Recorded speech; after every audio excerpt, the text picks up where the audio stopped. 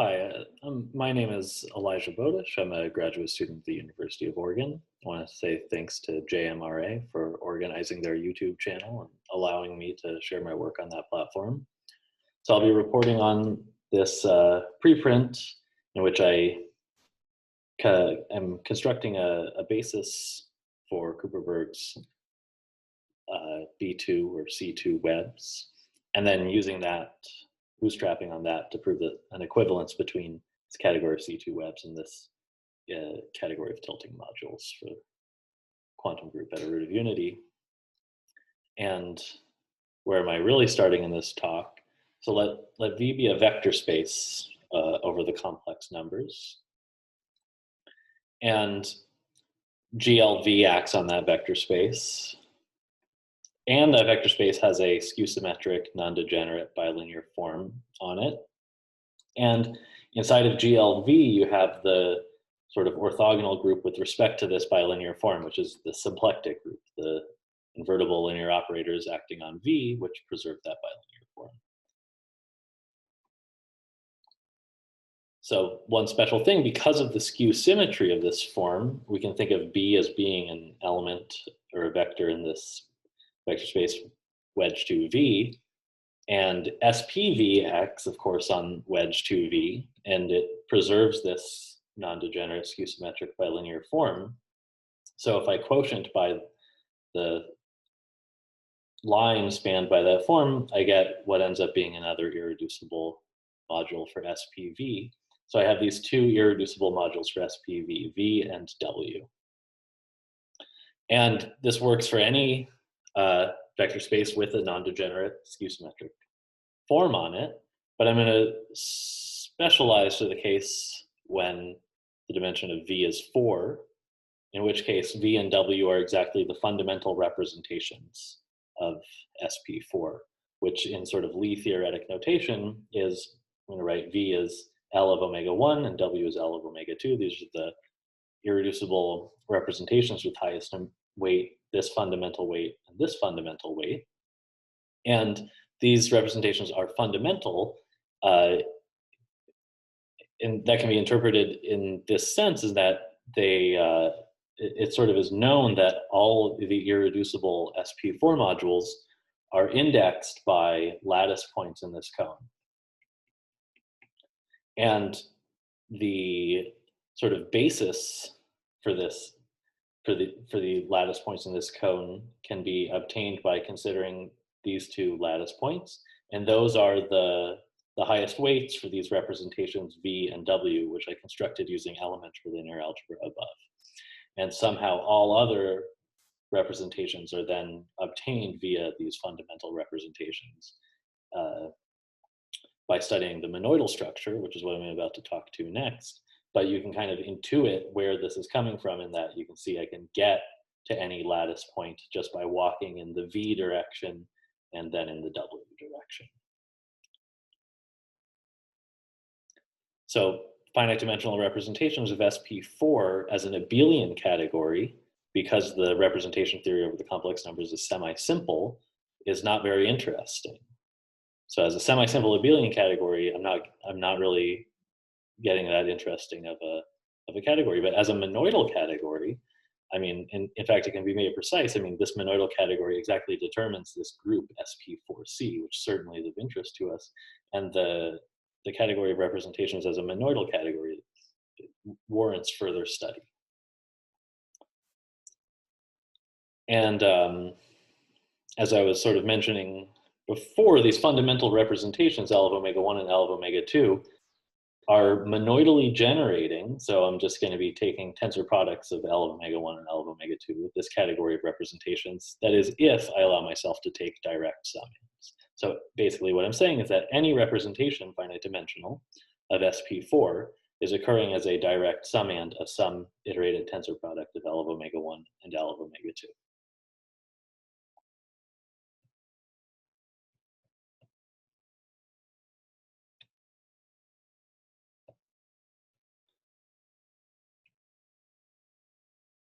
And having said that, I sort of now want to define this category fund C2. So C2 is just this Lie theorist's notation to keep track of that I'm working with SP4.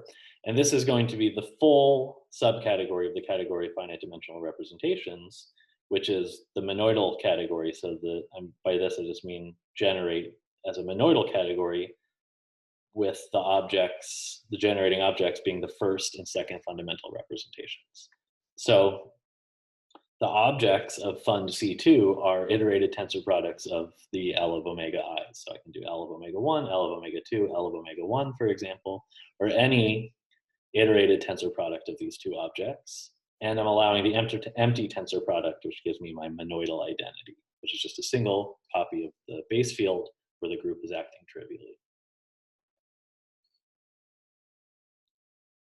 Now, from fund C2, one can formally, and by this I just mean take direct summands, and you recover the full category of representations, but you're actually recovering it as a monoidal category because fund C2 is a monoidal category. So you take this thing that you're interested in, fund C2, or yeah, rep SP4 is a monoidal category. This is what we're interested in. And fund C2 is this combinatorial replacement. And now rep SP4 as a monoidal category, that's what we're trying to study. We want to understand it by generators and relations. And we kind of need like a generating set for this category. And fund C2 is somehow our generating set. So in this analogy between monoidal categories and algebras, so monoidal category is some generalization of an algebra. If you want to give a generators and relations presentation for your algebra, you need to find some generating set of elements in your algebra for the tensor algebra to surject onto, and then you study the kernel. So we're finding these this generating set by using our fundamental representations. That's our combinatorial replacement for this category. And so we want to study fund C2 by generators and relations. So what does it mean to study a monoidal category by generators and relations? So I'm going to define it now. So DC2, so this is a diagrammatic category, which is why I'm using D. And this is our generators and relations category. It's the free, strict, pivotal, C-linear tensor category generated by a single morphism, this trivalent vertex with two colors, modulo, then some local relations. So let me unpack that a little bit. So what are the objects in this free diagrammatic category? So these are sort of iterated concatenations of vertical black line and vertical squiggle line. So those are my objects. What are my morphisms? So my generating morphism is this trivalent graph, but I'm generating as a monoidal, C-linear, and pivotal category. So that means that I can take vertical and horizontal compositions of diagrams. I can take linear combinations, that's the C-linear part, and then I also have cups and caps of both colors that I can use, and that's the pivotal part. So those words are telling me that morphisms are going to look like this. I have some graphs in the plane. The boundary is describing the object that I'm mapping between, and I'm allowed to take linear combinations of those graphs. So if I just did this, this would be the free monoidal category generated, pivotal and C-linear, generated by this trivalent graph. But I'm wanting to take some quotient of that by these local relations so that I can actually cut it down and get a diagrammatic presentation for my category fund C2, which is what I'm interested in. And so my local relations are here. So these now are telling me that if I find any one of these sub-diagrams in my diagram, I can replace it with the right-hand side. And, or vice versa. I mean, if I have this on the right-hand side, I can replace it with what I have on the left-hand side. So this is an equality of diagrams.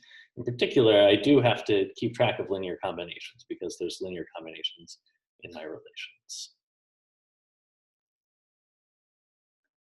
So that's my diagrammatic category. So I have the free category, strict pivotal C linear, monoidally generated by this graph, and then I take the quotient of that free category by these local relations.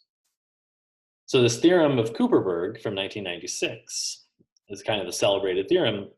He proves that there's an equivalence of monoidal categories between this diagrammatic category, defined here, and the category fund C2, which is my combinatorial replacement for representations of SP4. And how does the functor work? Well, I send these diagrams to actual vector spaces, the fundamental representations. These diagrammatic morphisms get sent to identity morphisms. Cups and caps get sent to special maps between vector spaces. And this trivalent vertex, this is coming from the fact that when I take V tensor V, it always decomposes as S2V plus wedge 2V. And as I discussed, wedge 2V has this non-degenerate skew-symmetric form inside of it, which SP4 is preserving. So W, or L of omega 2, is a summand of that wedge 2V, which gives me a map from L of omega 1, tensor L of omega 1, which is the object in this boundary, to L of omega 2, which is the object in this boundary. So this trivalent vertex maps to this map of vector spaces. And Kuperberg proves that there's an equivalence of categories, of monoidal categories between these two. So he gave a generators and relations presentation for representations of SP4C. So what we're talking about today is how to generalize this in the direction of what happens if I work over a field other than the complex numbers. So I'm going to work over not a field at first, but sort of like the most general ring that I can study this diagrammatic category, DC2 over. So I'm going to be taking Z adjoin QQ inverse. So there's just integers in the relations, the local relations that I described on the previous page, but those integers have polynomial replacements. So I can take polynomials in Q such that when I specialize Q to be 1, I get back that integer. For example, Q plus Q inverse, when I specialize Q to 1, I get the number 2. So this is my polynomial quantum 2, which when Q goes to 1 gives me my normal number 2. There was some 2's in the denominator in my relations. So I have to work over not Z adjoin QQ inverse, but Z adjoin QQ inverse, and I invert 2. So this would be like if I just set Q equal to 1 to working over Z adjoin 1/2, which is the Q equals 1 version of my integral form for this setup. So that's my general base ring. And in fact, there are alinear categories, DC2 upper A and fund C2 upper A, which when I set Q equal to 1 and then go from the integers to the complex numbers, recovers Kuperberg's diagrammatic category and the classic fund C2 category, which is representations of SP4C. So what I want to do is understand these more general categories or their variants when I'm changing to fields other than complex numbers or values of Q other than 1. So why is this? Well, for any field K, so particularly interesting in say, positive characteristic, and any value of Q with Q plus Q inverse not equal to 0, the item this car, by this I mean take the Karoubi envelope, which just means take the category generated by direct summands of objects in this category. So if I take my fund C2 category and take all direct summands, I get this category of tilting modules. So the algebra inside here is this Lustig divided powers form of the quantum group, and then base change to my field K. And this is an algebra which has some representations, some special representations which are referred to as tilting modules. And this is a very important category to study in both modular representation theory and in low dimensional topology, or sort of quantum algebra. So a special case of this sort of set up is that if my field is FP bar and Q is equal to 1, then this category of tilting modules for the divided powers quantum group is equivalent to tilting modules for the reductive algebraic group SP4 over my field K. Now, this is a very mysterious category, and being able to say anything new about it would be interesting. Very little is known about this category.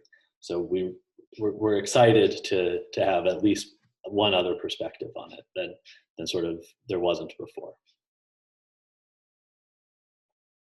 So what is this diagrammatic category base changed to my arbitrary field? That's what I need to make sense of. I know what it means to take fund C2, this integral form over A, and change it to an arbitrary field. That's giving me this combinatorial replacement for tilting modules. But what does this diagrammatic category mean? Well, I mean, it's just given by generators and relations, so it exists. But to make sense of it, I prove the following theorem. So there's actually an equivalence between the diagrammatic category and the category fund C2. Base change to any field as long as that field satisfies this rather weak condition on the previous page that quantum 2, or Q plus Q inverse, is invertible in the ring.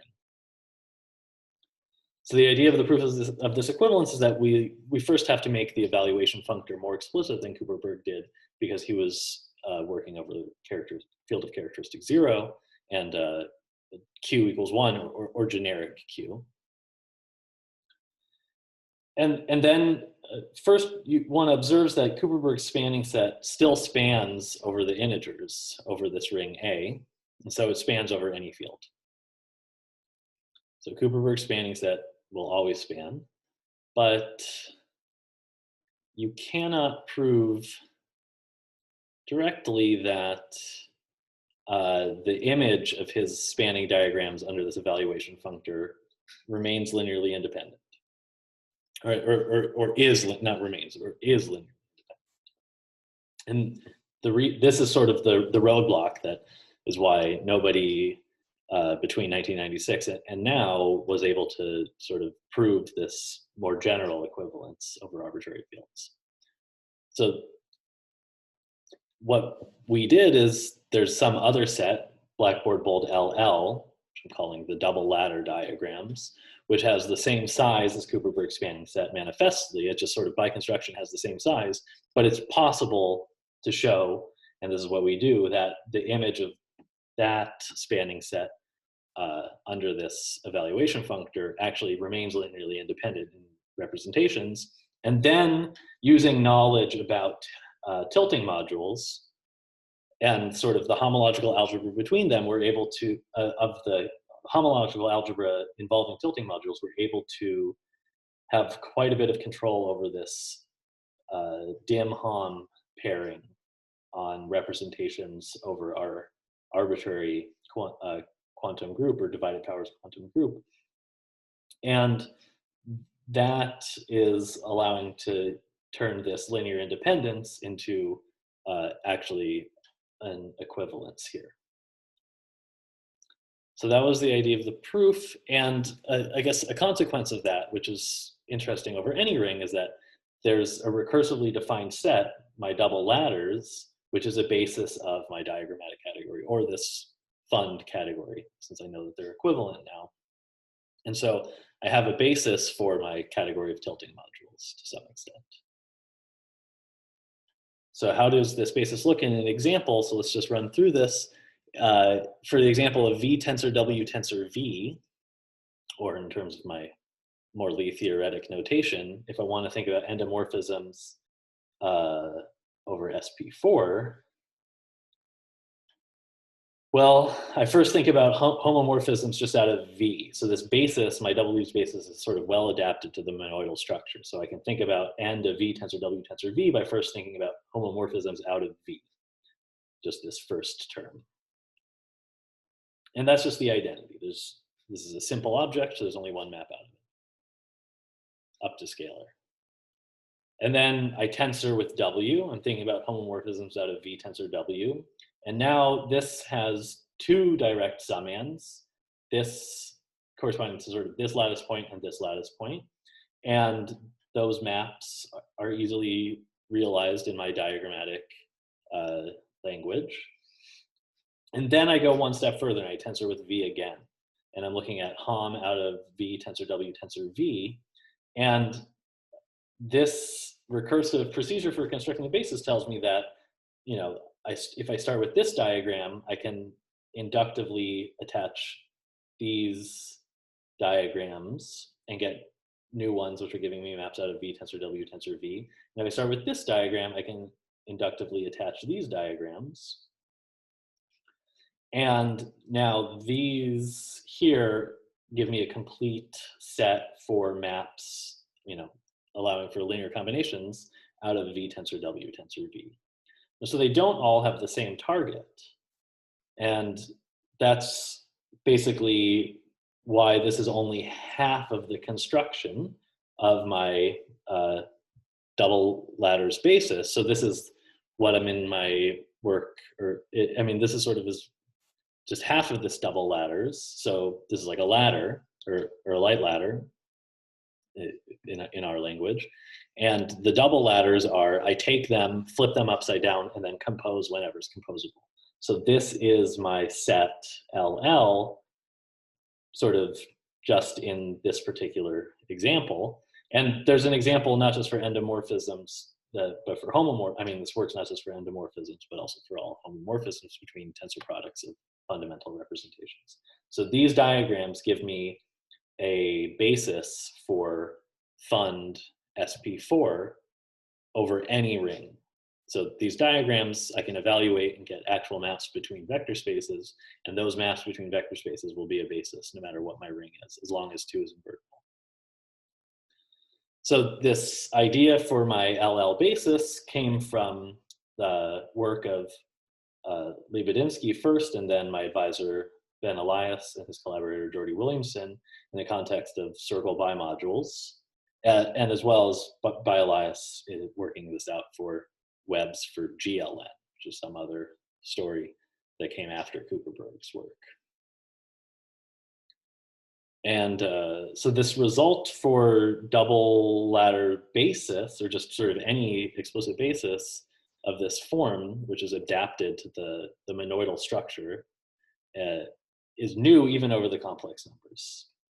And a result of having this, which sort of isn't related to the complex number story, is that these double ladders, following work that came out of studying circle bimodules using this diagrammatic Hecke category, maybe not circle bimodules, but related sort of geometric incarnations of that, it tells me that there's, following that work, it tells me that there's an algorithm using these LL diagrams to compute tilting characters over fields for SP4. So SP4 tilting characters can now be computed using my basis for Kuperberg's SP4 webs. Now, back to the complex numbers, you can actually use the double ladders basis to derive some formulas for generalized Jones-Wenzel idempotence. So the projectors in this diagrammatic category, they can be written in a nice form once I know that I have this double ladders basis. And Elias has some discussion of this in type A. This is the first sort of exploration of this outside of type A.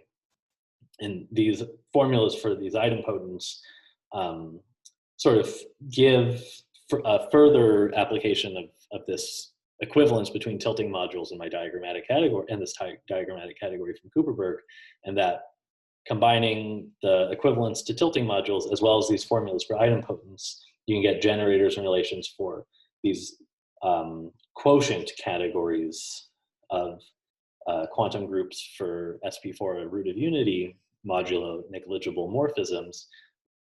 This category, which is this Verlinde category, is fairly well studied by people who work in low-dimensional topology or fusion categories or modular categories.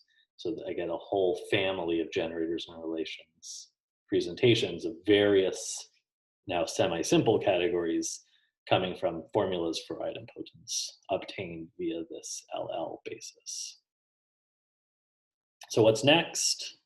So proving that webs describe tilting modules. This is done for SLN for all n, or for GLN for all n, for that matter. This is Elias, as well as this other work by Brendan, Ndova, Eisenbud, Ettinghoff, and Ostrich. And so Kuperberg also has other webs. These are for G2. And Victor Ostrich and Noah Snyder are working on this tilt equals webs conjecture in that case, but they're sort of using different techniques than I am. So they're not using the double ladders, and they're not getting explicit formulas for idempotence to get generators in relations to these quotient categories. So that's something else that I plan to think about in the future. What is actually going to be new is this joint work with Ben Elias, David Rose, and Logan Tatham. We're giving a generalization of Kuperberg's webs from SP4 to SP2N.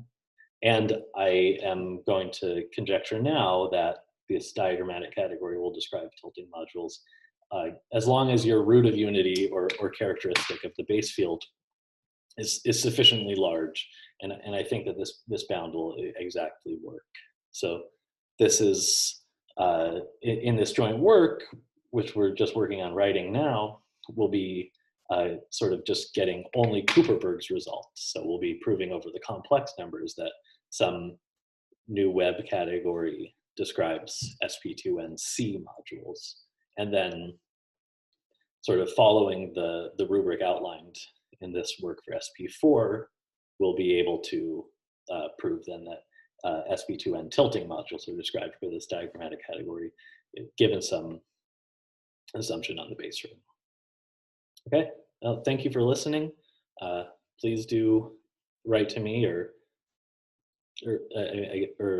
try to contact me if you have any questions or comments about this.